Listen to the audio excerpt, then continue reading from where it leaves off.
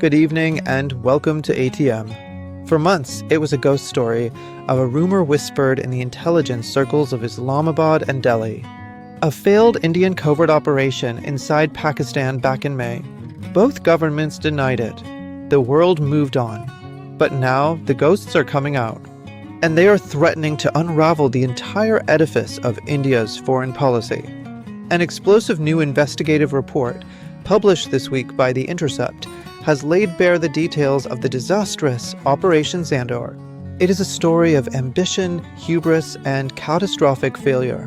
But the real story isn't the failed raid in May, it's the diplomatic firestorm it has ignited today in September. Tonight, we deep dive into a policy and meltdown.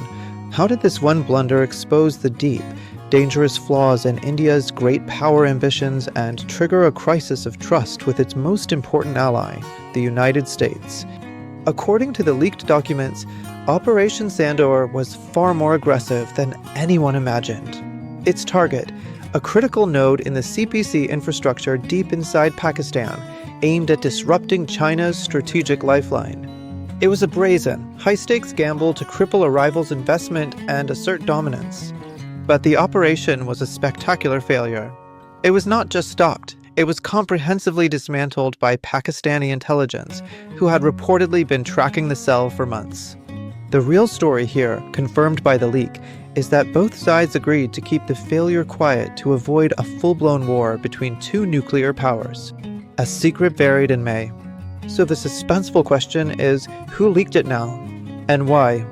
And that leak has ignited a firestorm in Washington. From the American mindset, this is a nightmare. For years, the US has invested billions in its strategic partnership with India, framing it as the responsible, democratic counterweight to China. Now, they've discovered their key partner was unilaterally and recklessly risking a nuclear war.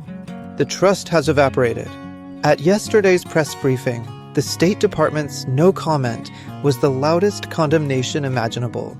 Behind the scenes, the fury is palpable.